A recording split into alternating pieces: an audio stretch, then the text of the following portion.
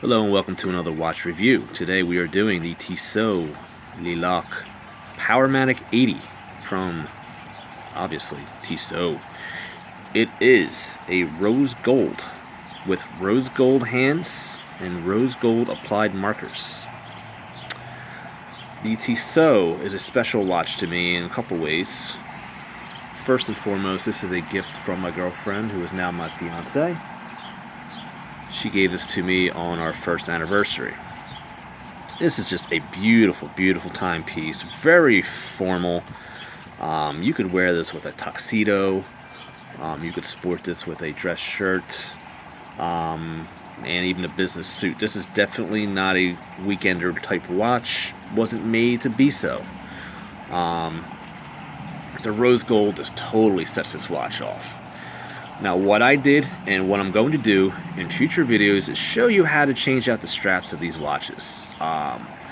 This watch came with a black crocodile pattern leather band. I replaced it with this very dark chocolatey, it's got kind of a sheen to it, leather band, and it is a De Beer from Paris. It is a 19mm. We take a look at the stock strap, and we have the Tissot 1853 embossed. Okay. This particular strap that came with the watch does not do this watch justice, which is why I switched it out.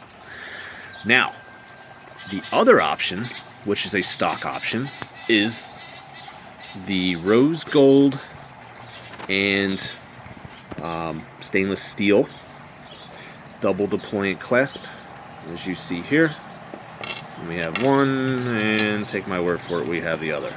Now granted, this is not the Tissot branded watch band. I got this aftermarket for when I want to look or have a different look for the watch.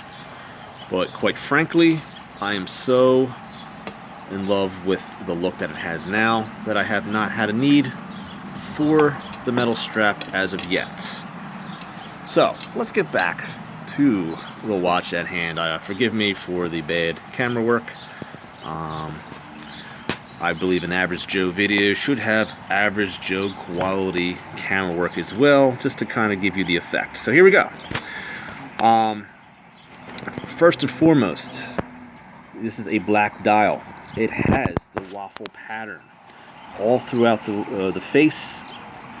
The thing is, it has a black chapter ring that goes around it with the applied numerals.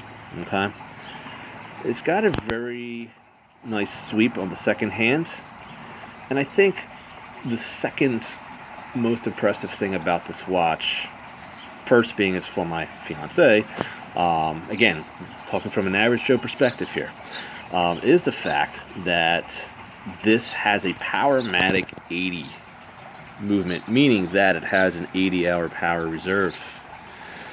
So this is impressive in a watch that costs even double this, but a watch under $1,000 that has an 80-hour power reserve, in my opinion, is very impressive. And to be honest with you, I have watches like the one I'm wearing on my wrist today, which actually I wanted to do a wristwatch check. I have the Omega Planet Ocean with the orange bezel. This watch here does not have an 80-hour power reserve.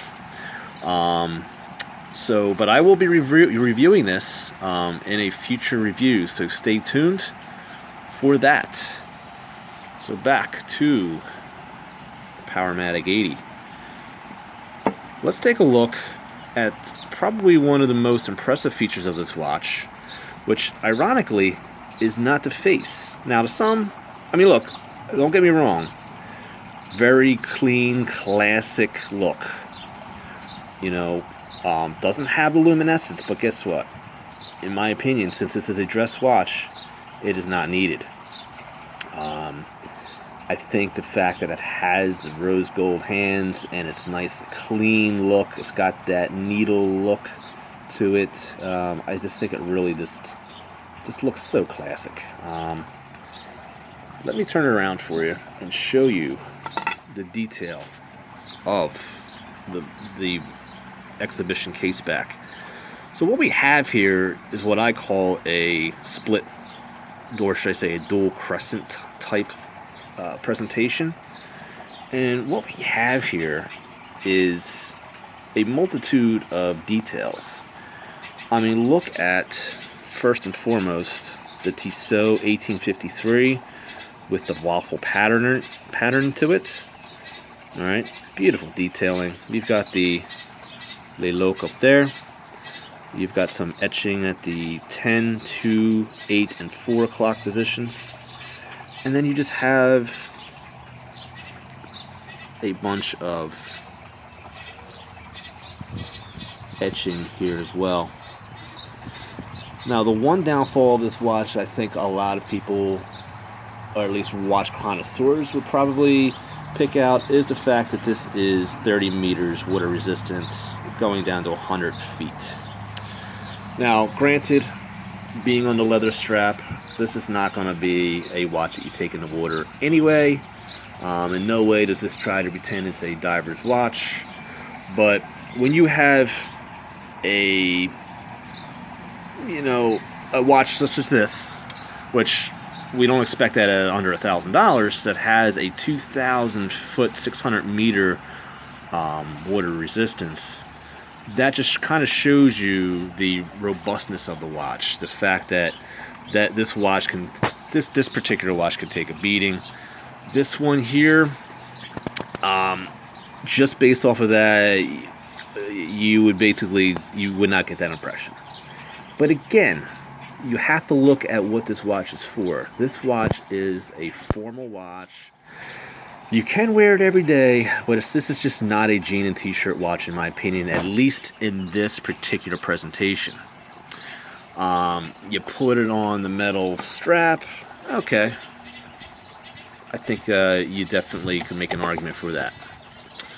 So, let's look at the rotor. The rotor of this watch also has some very nice detailing to it. I don't know the exact fancy terminology for the particular way that they etched the detail into this watch, but as you can see, it has Tissot 1853, and it has the wording here. Forgive me, I'm trying to get everything in here for you. It says high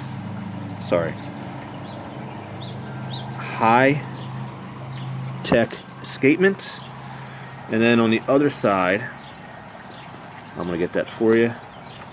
We're just gonna chase this around, sorry. It says 23 joules. Okay, again, just really minor detail. Well, in my opinion, actually, it kind of goes above and beyond when it comes to the detailing. So the back of this watch is really, really something.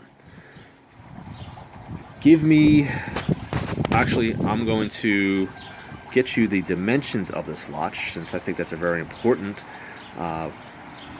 piece of information. First, let me show you to you on the wrists. I have a 6 3/4 wrist size, and as you can see, lug to lug, it fits really, really nice. It's a very light timepiece.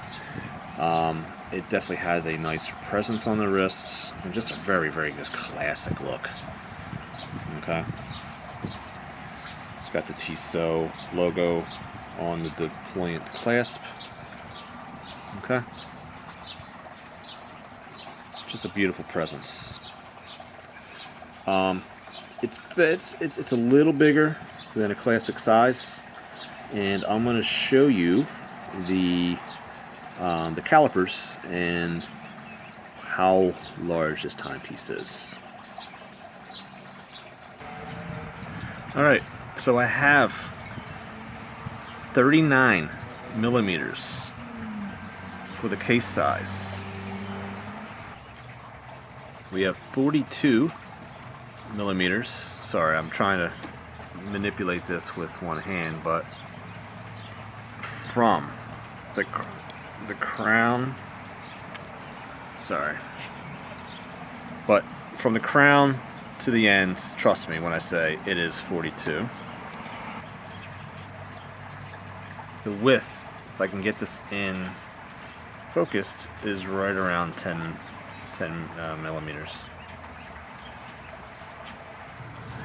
So we're looking at a pretty classic size watch at 39 millimeters case back, 42 lug to lug, and a 10 millimeter thickness, which is really impressive. So obviously it can fit under a shirt cuff with no issue whatsoever. Okay, so it really fits the classic. In my opinion, it's the sweet spot between the 38 to 42 millimeter. Some would say 42 is a little bit too much, but yeah, that to me is this definitely fits right into the sweet spot of a classic. There we go. Sorry about the focusing. I mean, I'm obviously using a cell phone camera. So let's get into a little bit of the brand of Tissot. So Tissot, it was established in 1853. Why is that impressive? Well, when you look at Rolex was founded in the early 1900s. And then you have Omega, which was established after Tissot in the late 1800s. So the heritage in this brand is really impressive in and of itself. So this is a brand that's been around for a long time. Tissot is also the official timekeeper of all of these different sporting events, including the official timekeeper of the NBA, Tour de France, the CBA, MotoGP, just to name a few. Pretty impressive. Here's some more over here. So because this watch was purchased brand new, I could show you the packaging as well.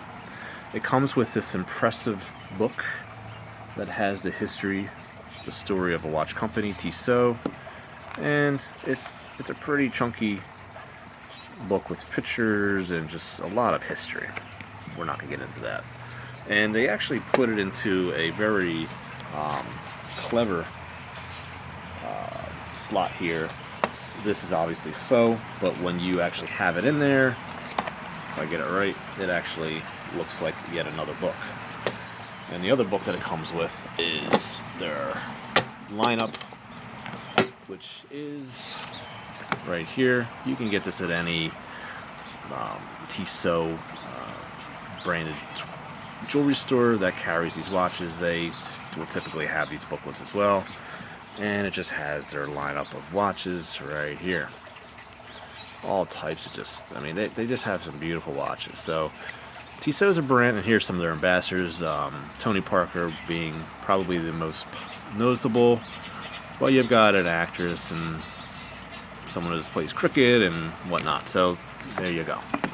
So what about the presentation itself? Let's take a look at it. So here we go. Here's the outer box. Tissot logo. It's got a faux leather box, but it's a very nice presentation. The black and red go together nicely. Here's your outer, which it obviously slides into. And it's got this is pretty interesting. The symbols of the past. And just look at all the different symbols that they had. It looks like a 1906. Looks very Russian. Don't know the history behind it. You guys can comment below. But, I mean, I just find it very interesting. And on the other side, we've got some more. Check that out. So a lot of you with those Vizzo dates, that 1931 looks very familiar. The 36, the 59 even. That's that symbol of the past that some actually prefer. So, that's the outer. Let's take a look at what's inside. Here we go. It's got a little cloth pillow. It's felty material. Some embossing here. Okay. What a lot of people may not know, which It's got a little bit of a hidden compartments on each side that have like booklets on the watch, on each side actually, as you can see right there. Tissot is part of the Swatch Group.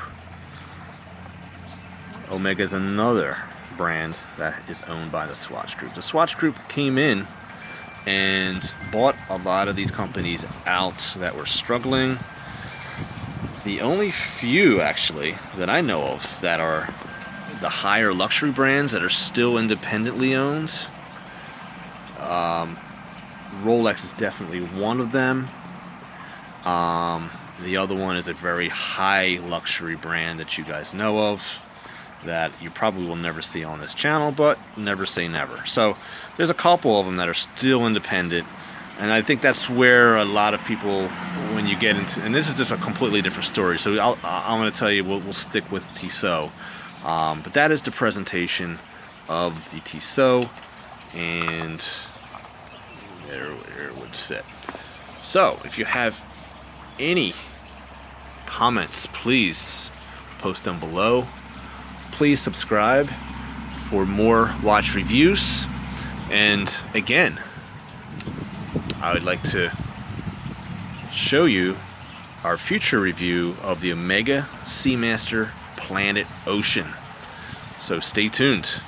Thank you for joining me, and I'll see you next time.